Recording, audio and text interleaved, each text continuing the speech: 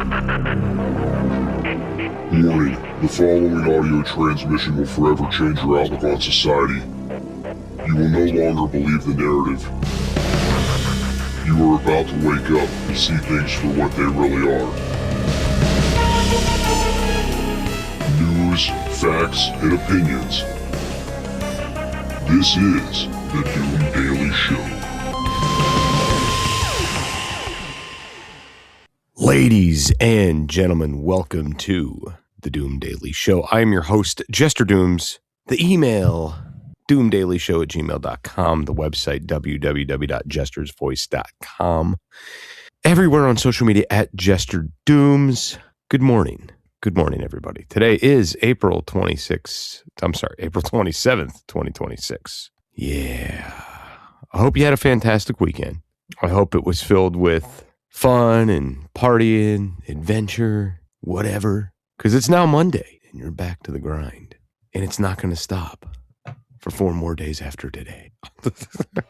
So, God, is it depressing or not? Is it depressing? I think it's depressing. This fucking routine, man. God, who the fuck thought this shit up? Sick fuckers they are. I'll tell you that. Thinking you want to have 2 days off and work 5. The fuck is that about? 8-hour work days? Fuck. 410 should just become mandated everywhere, and it should be 3-day weekends everywhere.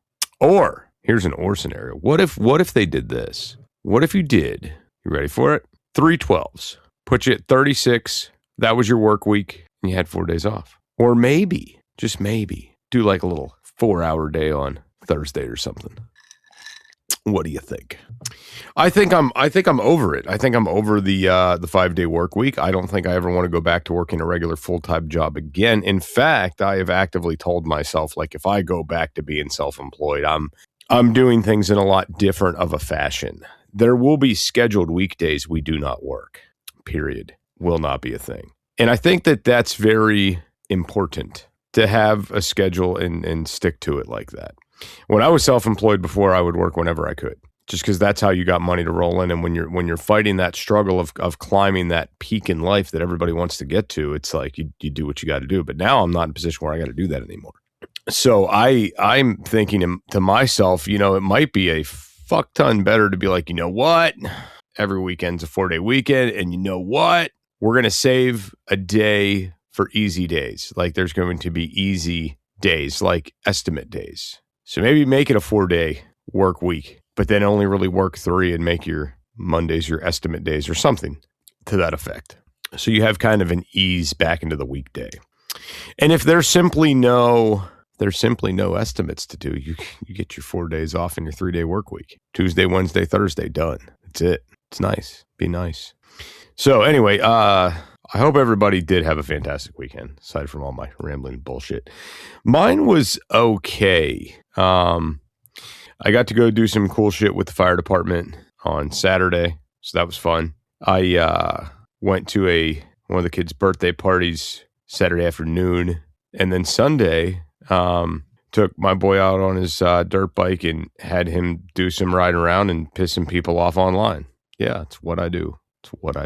I just hate coming out of the weekend. I hate the kids going back to school. I hate that we don't have freedom and that we're at bay to these systems. I really can't stand it. For those of you that don't know, when I complain about these things, and one of the reasons I complain so much about these things is my kids were homeschooled. We had no schedule to abide by. We did whatever the fuck we wanted. It was fantastic. We want to take a trip, we take a trip. We want to go overseas, we go overseas. We want to just be like, you know what? We have a day we feel like doing nothing, and we're just going to sit here and do nothing. We could do that if we have a day where, like, hey, we want to get out of town and go over here just to go shop at this one store we haven't been to in fucking 5 years. We could do that.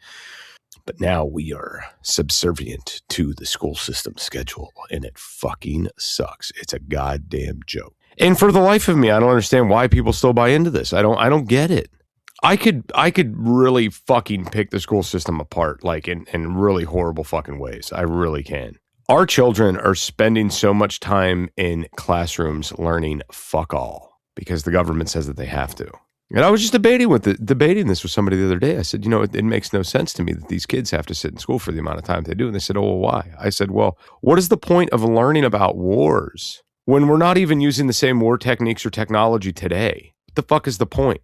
I understand it's important to have some history. I understand this and I get it. And I understand it's important for these kids to know what went on. But giving a kid a test about the Civil War, the fuck good is that going to do them in the real world? Explaining Nazi Germany to these kids over the course of a month. Put on a fucking documentary. Knock that shit out in a couple hours. Be done with it. Move on. Cover more recent things in history, for starters. I don't know. I could tear this apart. Maybe we'll do that on tomorrow's show. Maybe that's what we'll do. But anyway, we'll be right back after these messages. Can't get enough of Jester Dooms? Check out his other show, It's Doomsday Podcast, available on all podcast platforms. That's It's Doomsday Podcast. Back to the show. Ladies and gentlemen, welcome back to the Doom Daily Show. I'm your host, Jester Dooms. You know the rest. I'm not going to keep repeating this. I'm fucking done. All right. So this has been the talk of the town. On the Epic Times, shots heard at White House Correspondents' Dinner and the president evacuated. On the Epic Times, President Donald Trump and First Lady Melania were evacuated from the White House Correspondents Association dinner at the Washington Hilton on Saturday evening after an assailant breached a security checkpoint near the ballroom and shot a Secret Service agent. Now, I heard it said that the Secret Service needs to be doing a better job. At this point, I think is this the fourth assassination attempt on Trump? I think it's the fourth one. I think. Listen, I'm going to tell you what, in regards to the Secret Service doing a better job, look, the game needs to be stepped way the fuck up, okay? Like, way the fuck up, because I'm going to tell you what, this is like the fourth attempt. Eventually, somebody is going to get this job done. It's going to happen. It's shocking that it hasn't happened yet, all right? But, I mean, every time somebody fails, I feel like there's somebody else just like, okay, it's my turn, and they're waiting. Now, the media has gone totally silent on the assassination of Charlie Kirk, but we just had a recent assassination, so we know these are possible, okay? This isn't a fantasy. It's not a movie that we're just watching. This is real life. Yeah. To continue into this, several Epic Times staff on the scene heard shots at about 8:40 p.m. and witnessed the reaction. Immediately after around 5 shots rang out, Secret Service agents rushed to the stage. Later in the evening, Trump shared photos on Truth Social of the alleged suspect on the ground with his arms behind his back. He also posted security footage showing a man rushing through the security perimeter.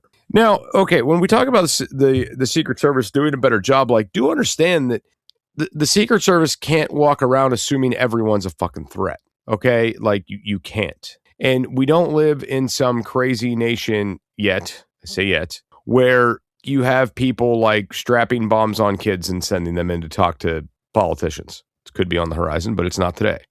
Human beings, when they become determined to do something, they're going to carry out that task. And there's a lot of people out there who want this man dead. And I mean, there's the Trump derangement syndrome is real. It really is. This man... I think it's very funny. Okay. I find it to be very hilarious that so many people get so upset, like ungodly upset over the things he says and does. And I'm like, he's going to be out of office in a couple more years. I don't know why everybody's losing their shit. Suffer through it, dude. Do you know how much shit Obama did that pissed me off and I just sat here and endured? I didn't say shit. And you know, here's the thing. The people that are like losing their minds and like these people that are becoming radicalized, there's really there's like no good reason. It's not like, oh yeah, well, you know, Trump stole my wife and broke up my family and you know, he needs to pay for that. Like, no, like these things didn't happen, man. You're getting way too upset over the puppet show. Way too fucking upset. Sit back, relax, get the fucking popcorn, laugh at situations you can't handle, and you'll be fine. I don't know,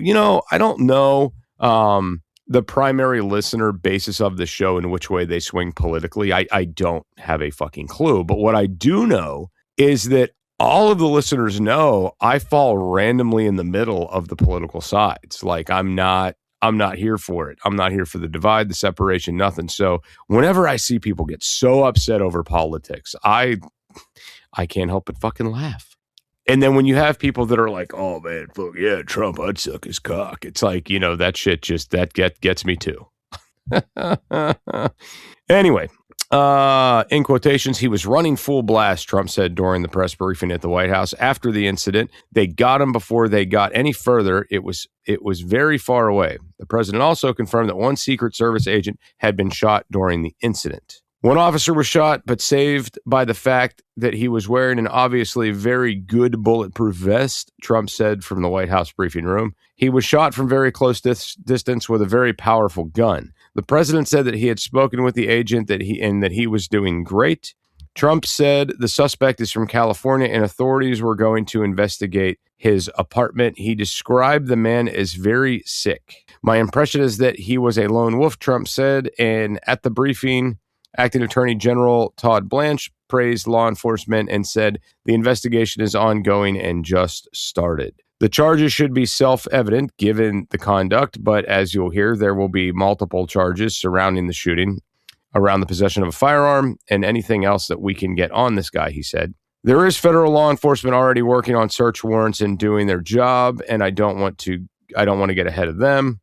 FBI Director Kash Patel urged people to call the agency with tips if they had any information. He said that the process of examining the suspect's background had already begun. In quotations, we will analyze all evidence immediately to make sure that we safeguard this country, Patel said at the briefing.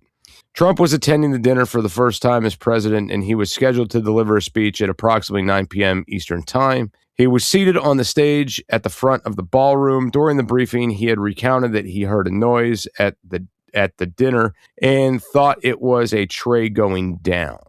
Though the shooter's exact motivations were unclear, Trump indicated that he was the target. I guess he said, when asked whether he thought the shooter was targeting him. Well, who the fuck else would he be targeting? I mean, it's kind of a dumb question. The people that do the most, the people that make the biggest impact, he said, they're the ones they go after. They don't go after the ones that don't do much because they like it that way. Trump faced 2 assassination attempts as a candidate during the 2024 presidential race, including one rally in Butler, Pennsylvania. Trump told reporters on Saturday night that he would stop participating in events because of the violence he faced. He would not stop participating in events because of the violence that was faced. Okay, so I think that it's very safe to say that he's not going to back down. And that's kind of what we need, I think, in this country is like a show with some nuts, Anyway, we'll be right back after these messages.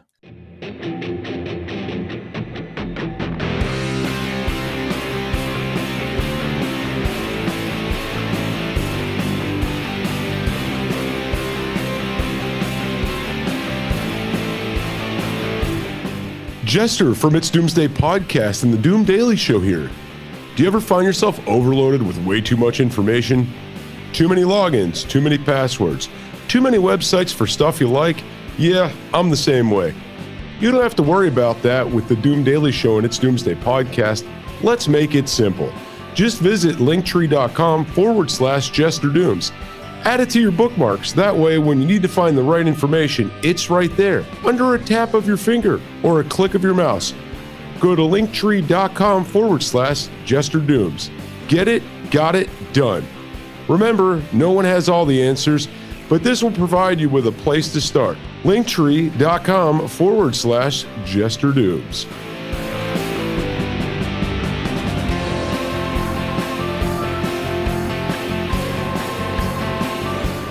And now, on with the conversation. And here's Jester. Ladies and gentlemen, welcome back to the Doom Daily Show. If you haven't already, make sure to like, share, and subscribe. Now, this article goes into more, so we're going to do it. The Secret Service Chief of Communications said in a post on X that the agency, in coordination with the Metropolitan Police Department, has investigated a shooting incident near the main magnet meter screening area at around 9:05 p.m.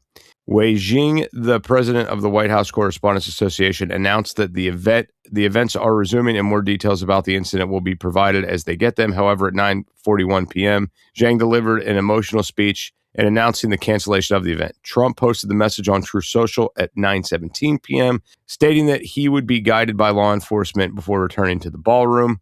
Quite an evening in D.C. Secret Service and law enforcement did a fantastic job. They acted quickly and bravely. The president wrote, "The shooter has been apprehended, and I have recommendation that we let the show go on, but will entirely be guided by law enforcement.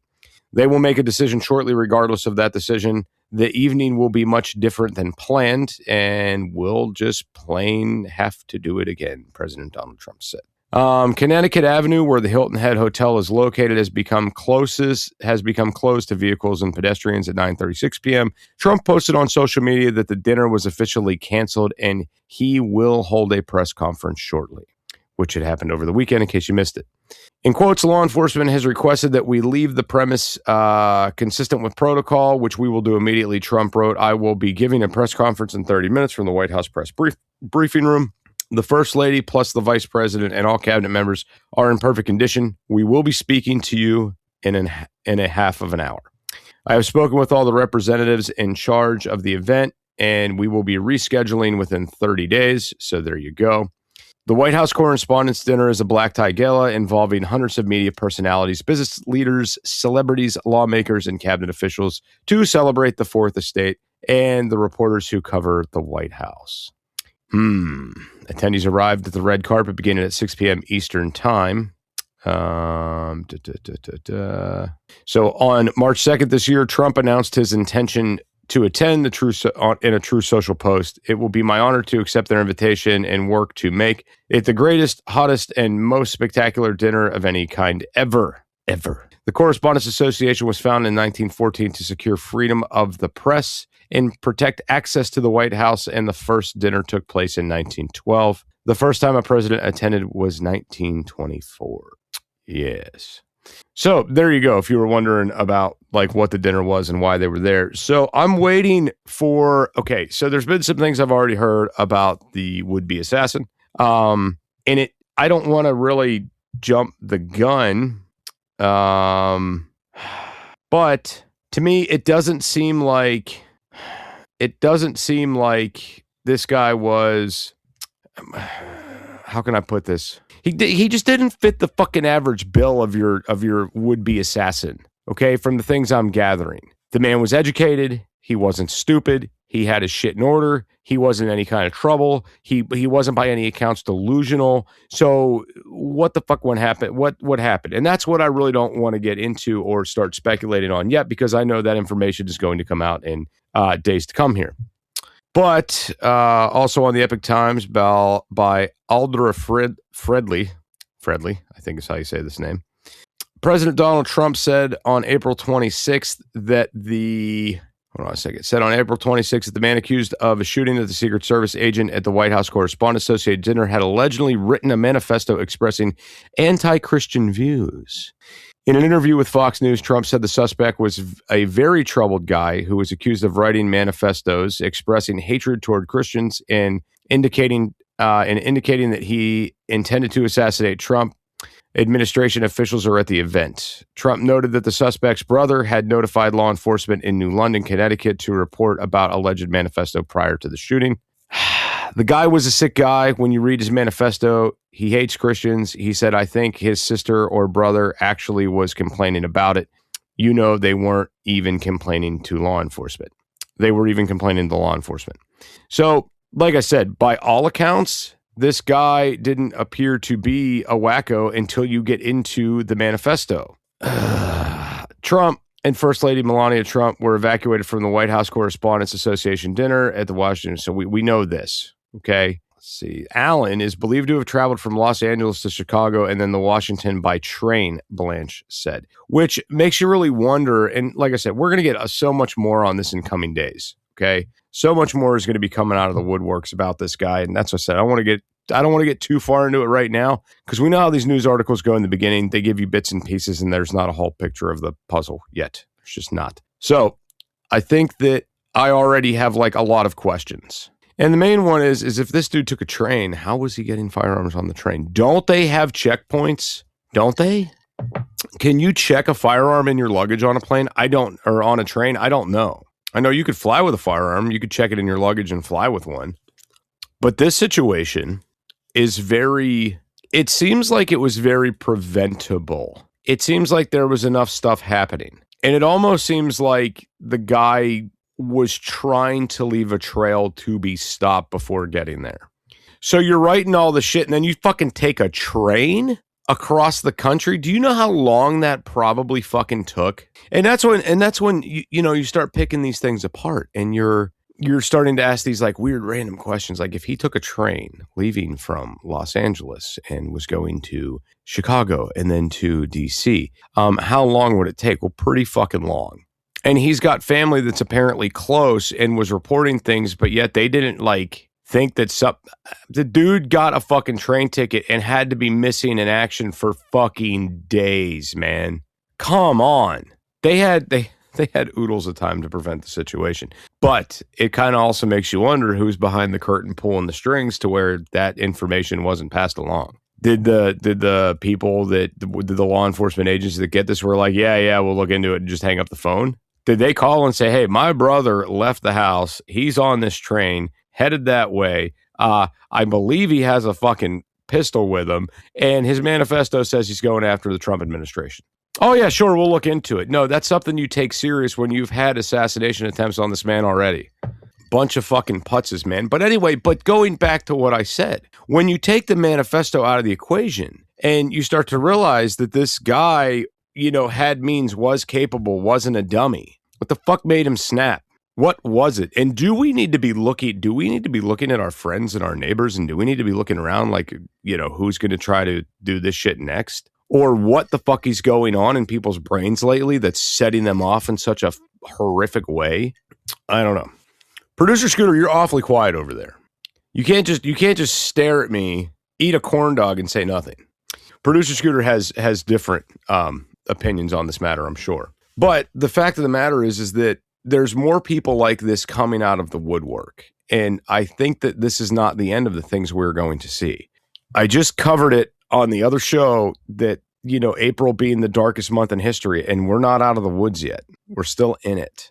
What if somebody says, that's it, I'm done, I'm going to have to do it because no one else is going to get the job done.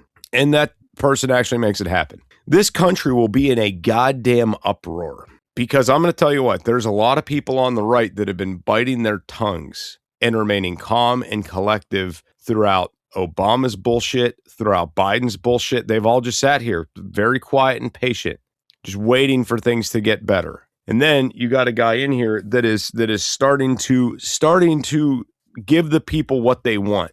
And not okay, so the real fucking people. Not the dude that's pretending to be a chick that's pretending to be a cat. Not that fucking guy, okay? Or whatever the fuck it is. Not that person.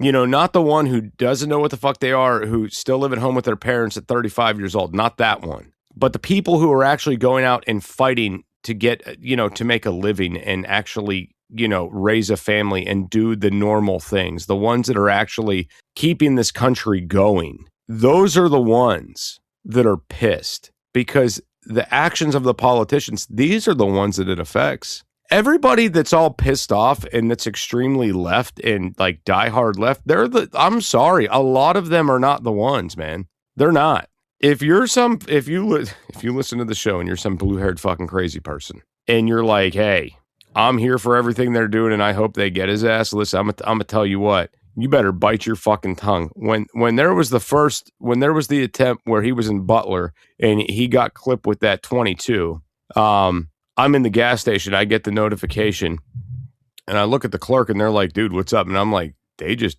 shot Trump.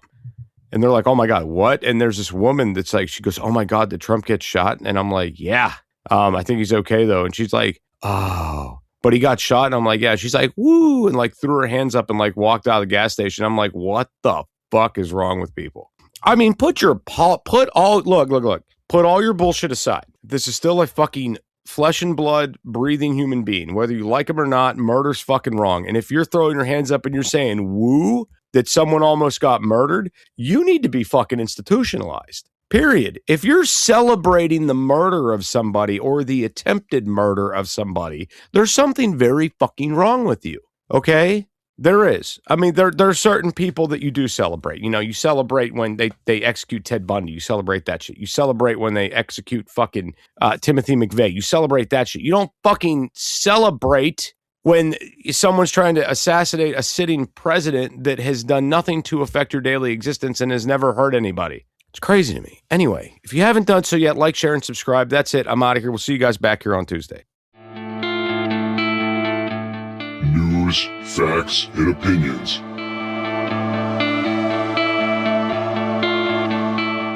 This is the Doom Daily Show.